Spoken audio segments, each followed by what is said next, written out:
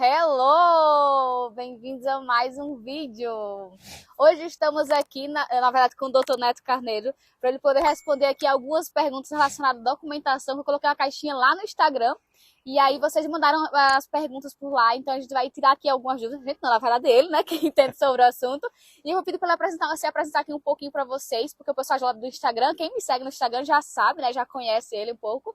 Mas quem é aqui do YouTube, já é a primeira vez que a gente vai apresentar ele aqui, que ele vai conversar com vocês sobre a questão de documentação aqui em Portugal, né? Então, doutor Neto, você apresenta um pouquinho aí pro pessoal. Olá a todos. Bom, meu nome é José Carneiro Neto, mais conhecido como Neto Carneiro. Sou advogado no Brasil e advogado aqui em Portugal. Atuo nesse momento com direito migratório, direito internacional e também direito previdenciário internacional. Sou baiano, da cidade de Feira de Santana, Nordestino também. representando aqui. Hoje estou aqui em Leiria, mas na verdade eu moro na região do Porto. Uhum.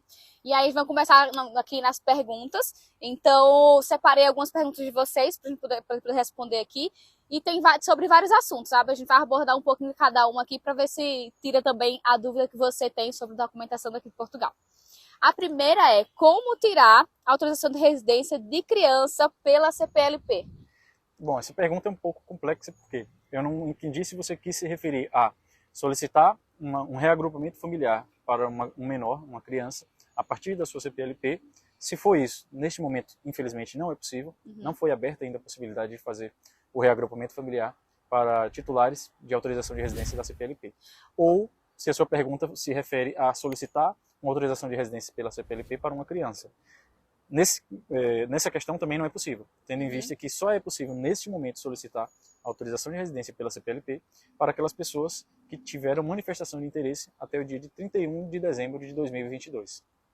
Mas nada impede que abra tanto a possibilidade de reagrupamento para a criança, quanto a possibilidade de outras pessoas solicitarem a RDA CPLP que não seja nesses quesitos que eu falei agora há pouco. E pode ser que abra ainda, né, para reagrupamento familiar. Agora não tá, mas Exato. Futuramente, quem sabe, né? Há alguns indícios por parte da AIMA de que essa possibilidade pode se concretizar, mas no momento nada ainda realmente oficial. Sim. Então, vamos para a segunda pergunta. Sou cidadã alemã, o que eu preciso para visto de reagrupamento familiar? Bom, no caso dos cidadãos de países que pertencem à União Europeia, não se trata de reagrupamento familiar. Tá? O reagrupamento familiar é da lei de estrangeiros. No caso de cidadãos europeus, seria a lei que trata especificamente de cidadãos da União Europeia, que nesse caso você vai solicitar uma autorização de residência pelo artigo 15 para os familiares deste cidadão europeu. Então tem que fazer o agendamento no CEF, solicitar para o artigo 15 esse agendamento. No dia que você for, vai comparecer, comprovar todas as documentações relacionadas aos meios de subsistência e vai conseguir a autorização de residência do seu familiar. E para poder vir, pronto, a pessoa tem a cidadania, no caso europeia, né? Vem do Brasil para cá, não precisa de algum tipo de visto, né? Porque como ela é europeia, no caso... Não, exatamente. Por ser cidadão europeu, não é necessário visto. Né? O que acontece é, se você veio para Portugal, por exemplo, para residir, você vai solicitar um documento específico na junta de freguesia daquela determinada cidade que você vai residir, que basicamente vai oficializar que você mora no país, mas você não precisa de um visto, você não precisa de uma autorização de residência especificamente para viver em qualquer dos países da União Europeia, inclusive Portugal. Tem que, no caso, notificar que você está aqui, que está morando aqui, né? É como se fosse isso, é uma informação de que você está vivendo aqui nessa cidade de Portugal. Fica super interessante isso. Para a terceira pergunta agora. Como usar os tempos trabalhados no Brasil para cá, no caso aqui em Portugal, né? Para aposentadoria? Essa é uma dúvida que eu também tenho e que, assim, eu não vejo as pessoas comentando muito sobre esse assunto. Exatamente. Existe essa possibilidade. Brasil e Portugal, ambos têm um acordo previdenciário internacional. O que é isso? Basicamente, é um acordo que foi celebrado para que tanto as pessoas que trabalharam no Brasil possam, no momento da sua aposentadoria, utilizar esse tempo para solicitar aposentadoria em Portugal, quanto as pessoas que trabalharam em Portugal possam utilizar esse tempo para solicitar sua aposentadoria no Brasil. Mas é importante lembrar que é o seguinte, às vezes as pessoas confundem e acham, né, que vai ser uma aposentadoria única, mas não.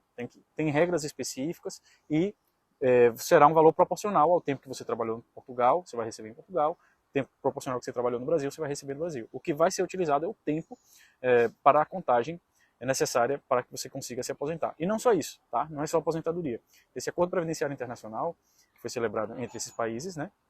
eles também englobam outros benefícios que existem nos dois regimes. Então, se tiver um benefício, um exemplo, se for semelhante, se tiver um regime, se estiver previsto no acordo, no caso do auxílio-doença, você pode também solicitar com base na legislação previdenciária do outro país. E, na verdade, é o seguinte, não é só Portugal. O Brasil tem o acordo previdenciário com outros países, não só aqui da Europa, como também de fora da Europa. Então, é sempre bom estar atento e buscar a ajuda de um profissional habilitado, especialista na área, para que possa te ajudar nesses temas relacionados à aposentadoria.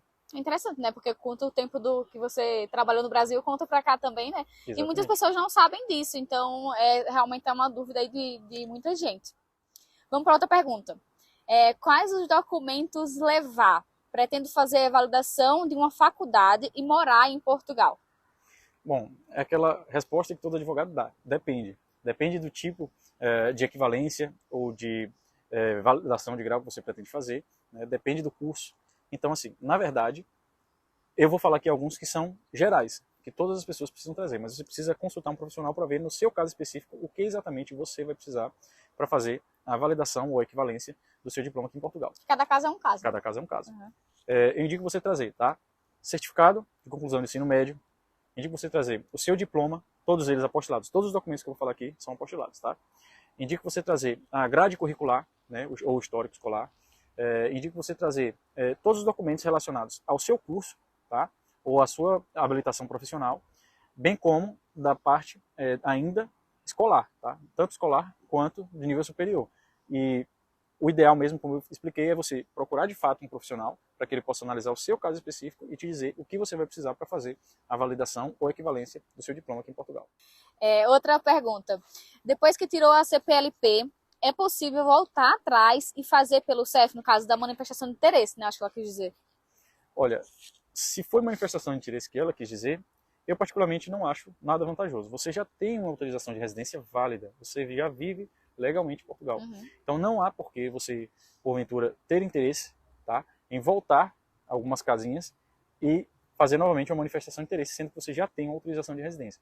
Se for em outra possibilidade, por exemplo, que ela esteja se referindo a solicitar outro tipo de autorização de residência, é meio complicado, mas acredito eu que você não conseguirá. Você vai comparecer ao CEF com um determinado agendamento para outro tipo de autorização de residência e o agente que vai te atender simplesmente vai falar que você já tem uma autorização de residência válida e provavelmente não irá conceder um outro tipo de autorização de residência para você, tendo visto que você já tem. Uhum.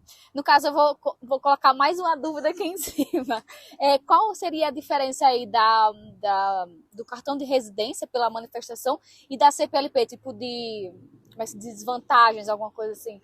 A primeira delas é que você mesmo falou, é o cartão. Né? Sim. Mas o cartão, por si só, não é necessariamente a vantagem. A vantagem é o que significa o cartão. Uhum. Esse cartão que as pessoas obtêm quando conseguem a autorização de residência convencional, aquela que vem por meio da manifestação de interesse, ou porque veio com algum visto, ou algum outro tipo de autorização de residência com dispensa de visto, aquele cartão ele foi regulamentado por meio do decreto 1030 da Comissão Europeia, que estabelece o padrão como deve ser feito o documento de identificação para cidadãos estrangeiros que vivem dentro do espaço europeu. Então, não é só em Portugal que aquele cartão é daquele jeito. Aquele cartão é padrão na Itália, na Espanha, na França, na Alemanha.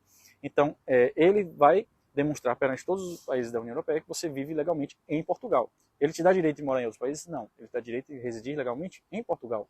O que acontece é que você pode transitar livremente no espaço europeu por ser residente legal de um país do espaço Schengen, bem como você pode eventualmente prestar um determinado serviço, trabalhar para uma empresa portuguesa, mas não de forma fixa, obviamente, porque essa autorização de residência é para Portugal e não para residir e trabalhar em outro local. Tá? Uhum.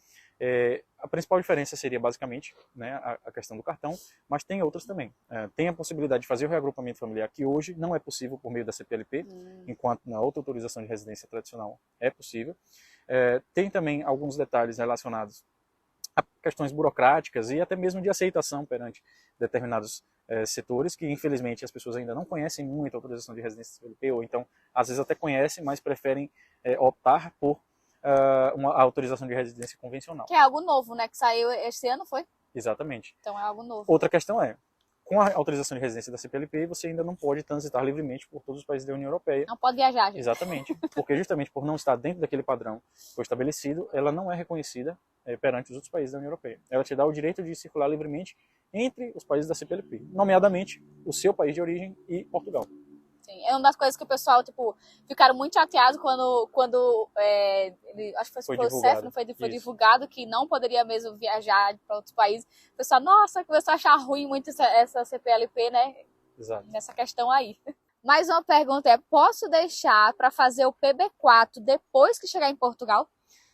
Olha, depende, né? Se você tiver a possibilidade de vir para Portugal com um seguro viagem válido, que vai cobrir todas as despesas médicas, bem como possíveis outras despesas, o PB4 não necessariamente vai ser necessário. Agora, o PB4 ele substitui, tá, o seguro viagem. Então, se você não tiver um seguro viagem, o ideal é que você tenha de fato o PB4 e você tem que solicitar ele antes de vir a Portugal, porque necessariamente você vai ter que comprovar ele na sua chegada ao país. Tá? O PB4 basicamente é para você poder ser atendido nas urgências aqui de Portugal? Exatamente. O PB4 é proveniente justamente de um acordo também entre o Brasil e Portugal, que ele garante que os cidadãos portugueses no Brasil vão poder utilizar os serviços de saúde e determinados outros serviços também, bem como os cidadãos brasileiros também em Portugal poderão solicitar ou utilizar esses serviços por causa desse acordo, utilizando justamente o PB4.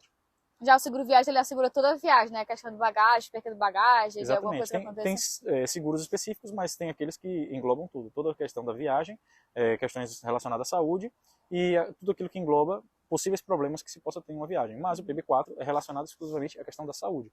Você pode utilizar o PB4 para substituir o seguro viagem no que toca à questão da saúde. Sim. Eu pergunto assim sobre as diferenças, porque é legal para esclarecer para o pessoal que tem casa que está em questão de planejamento, de pesquisa, para saber sobre essa questão de documentação também, né? Acho que é uma das partes do planejamento que o pessoal tem mais dúvidas. Então, Exatamente. Quanto mais dúvidas a gente tirar aqui, vai ser muito mais interessante para vocês que estão fazendo planejamento. Outra pergunta é quais documentos são realmente necessários a apostilamento? É um apostilamento de AIA. De AIA, né? Basicamente, para quem não sabe, o apostilamento de AIA é um instrumento pelo qual você vai conferir validade daquele documento que você possui no Brasil, aqui em Portugal também. Os países que são signatários da Convenção de AIA têm essa possibilidade, e o Brasil e Portugal são dois desses países. Basicamente é o seguinte, os documentos que você precisa fazer o apostilamento de AIA são aqueles que você de fato vai precisar em algum determinado momento aqui em Portugal, que você já saiba o que você suponha que você saiba, tá? Mas vai depender, obviamente, também de caso a caso. Tem pessoas que vai precisar trazer documentos específicos para Portugal e esses documentos precisam ser apostilados. Mas, via de regra, você vai apostilar todos os seus documentos relacionados à parte escolar e profissional, tá? Por exemplo, diplomas, certificado, etc. Você vai apostilar também certidões, se você for solteiro, a certidão de nascimento, se você for casado, a certidão de casamento, se for pessoa casada com filho, a certidão de nascimento do filho, e por aí em diante. Todos os documentos que são públicos e que você precisa conferir uma validade, que você sabe que vai precisar utilizar aqui em Portugal para determinadas questões, você precisa fazer o apostilamento de AIA. Não são todos, tá? Um exemplo desses que não precisam, que muitas pessoas dizem que precisam, é o certificado de antecedentes criminais, tá? O certificado de antecedentes criminais, ele é emitido online ali no site da Polícia Federal, ele já vem com um número ali que pode ser feita a validação. Então, quando você vai apresentar em um determinado órgão aqui em Portugal, eles mesmos conseguem fazer a validação e se certificar que aquele documento ali é oficial. Então não é necessário fazer esse apostilamento de AIA nesse? Não. É justamente também, mais uma vez, eu falo a importância de você consultar um profissional para economizar dinheiro, né? No sentido de não ser necessário apostilar determinados documentos que muitas pessoas dizem que são, e bem como, às vezes, você tem documentos que você precisa apostilar e você não sabe, e acaba depois tendo dor de cabeça aqui em Portugal para resolver determinadas questões. E a gente sabe que apostilamento não é barato, né? Porque não. No Brasil é bem carinho, mas enquanto economizar, melhor. Outra pergunta, essa aqui na verdade não é nenhuma pergunta. Ela quer saber sobre o assunto de Estatuto de Direitos e Deveres, né? Que é Estatuto de Igualdade, não é isso? Exato. Bom, o Estatuto de Igualdade de Direitos e Deveres, ele pode ser solicitado por cidadãos brasileiros aqui em Portugal e por cidadãos portugueses no Brasil. Por quê? Mais uma vez, proveniente de um acordo, né, um tratado que foi assinado, chamado Tratado de Porto Seguro, ou também Tratado da Amizade, foi assinado no ano de 2000 entre Brasil e Portugal, tá? Que permite que os cidadãos brasileiros em Portugal possuam os mesmos direitos e deveres, como o próprio nome diz, do cidadão português, bem como os cidadãos portugueses no Brasil possuem os mesmos direitos e deveres do cidadão brasileiro. Tá? Então, para que você faça essa solicitação, é necessário que você tenha um título de residência válido aqui em Portugal, solicite o seu certificado de nacionalidade perante o consulado brasileiro. Posteriormente, você vai solicitar perante a AIMA o reconhecimento desse Estatuto de Igualdade de Direitos e Deveres, e aí, uma vez reconhecido esse estatuto, você vai ter uma série de questões que vai facilitar a sua vida, tanto no que toca a questão de conseguir o cartão cidadão, relacionado a questões de conseguir valores melhores em universidades portuguesas, que você vai pagar o mesmo valor que um cidadão português. Tem também questões relacionadas à tratativa de documentos ou em banco, muitas vezes eles facilitam para quem já tem o cartão de cidadão, e uma série de fatores. Um dos mais importantes, que pouca gente sabe, é, com o Estatuto de Igualdade de Direitos e Deveres, você vai poder assumir um cargo público aqui em Portugal. Você vai poder fazer um concurso público. Isso é muito importante, porque às vezes as pessoas pensam que não é possível fazer concurso aqui em Portugal para quem é estrangeiro. Então, se você tiver o Estatuto de Igualdade de Direitos e Deveres reconhecido, você vai conseguir fazer concurso público e assumir um cargo público aqui em Portugal. Sim, essa parte é muito interessante e eu já tô dando entrada no meu, porque essa parte é importante, né? Eu e o Rodolfo ainda não temos, esse tempo todo a gente tá enrolando, mas aí agora a gente já solicitou, inclusive o doutor Neto, né? Solicitou essa questão desse direito de deveres, então é muito legal para vocês que estão morando aqui em Portugal, né? Para solicitar isso é interessante. Eu diria mais do que legal, é realmente necessário, porque vai te conferir uma série de benefícios, entre aspas, que você não teria caso você não tivesse reconhecido o seu Estatuto de Igualdade. Sim. Um deles, por exemplo, eu acabei esquecendo de falar, se você solicitar o Estatuto de Igualdade com direitos políticos, você vai poder votar aqui em Portugal e ser votado também. Então você pode se candidatar e você pode também eleger candidatos aqui em Portugal. Agora, você optando por isso, você vai abrir mão do seu direito de votar no Brasil. Aí tem que pensar. Para a última pergunta agora, para tirar a última dúvida, que é sobre questão de visto de procura de trabalho, né? Que é uma das questões que o pessoal tem mais dúvidas hoje em dia também, porque é um dos vistos que está bem solicitado, né? Hoje em dia. Exato. Na verdade, sim, o visto de procura de trabalho hoje é o que confere, né, maiores possibilidades para um número maior de pessoas, né? Porque os outros vistos também são possíveis para qualquer pessoa, mas tem uma série de requisitos que muitas vezes pode filtrar um pouco mais aquelas pessoas que conseguem solicitar. Sim. No caso do visto de procura de trabalho, eu diria que praticamente qualquer pessoa pode solicitar. Você vai apenas cumprir ali os requisitos, demonstrando determinados documentos, e uma vez atingindo todos esses requisitos, você vai solicitar o visto e não tem por que ele ser negado. Você é aprovado e você vai poder vir legalmente para Portugal. Sim. Então, já falando um pouco sobre o visto de procura de trabalho. Ele é um visto que foi criado pelo governo português para permitir que as pessoas possam vir legalmente para Portugal procurar trabalho. Então, você já vai poder, no seu país de origem, solicitar ao país a possibilidade de vir para cá legalmente procurar trabalho. Esse visto ele tem validade de 120 dias, ou seja, 4 meses. Então, você vai poder vir para Portugal, passar 4 meses ou procurando trabalho ou efetivamente trabalhando, tá? E após conseguir o seu contrato de trabalho, você vai se dirigir à autoridade imigratória para solicitar a sua autorização de residência. Então, só daí você já percebe que é muito mais facilitado. Você, em pouco tempo, pode estar com sua autorização de residência. Porque imagine que você chegou aqui com visto de procura de trabalho em Portugal. Numa semana, na outra, você já conseguiu o seu trabalho. Efetivamente, no dia do seu comparecimento ao CEF, você vai ter a sua autorização de residência concedida e, posteriormente, receber o seu título de residência. É muito mais rápido, tranquilo e, melhor de tudo, você, a todo momento, vai ter feito as coisas dentro da legalidade, dentro da forma que elas devem realmente ser feitas e contando o seu tempo para a nacionalidade portuguesa, tá? Como solicitar? Você vai solicitar ainda no Brasil, você vai precisar comprovar que você possui os meios de subsistência, que seriam 3 meses do ordenado mínimo português, tá? Em uma conta bancária, nesse caso pode ser brasileira, porque determinados vistos precisa ser uma conta bancária portuguesa, tá?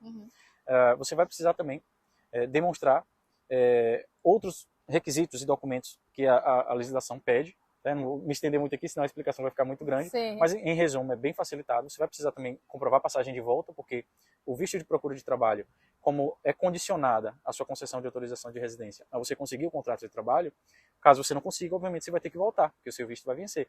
Então, ele precisa comprovar a passagem de volta, tá?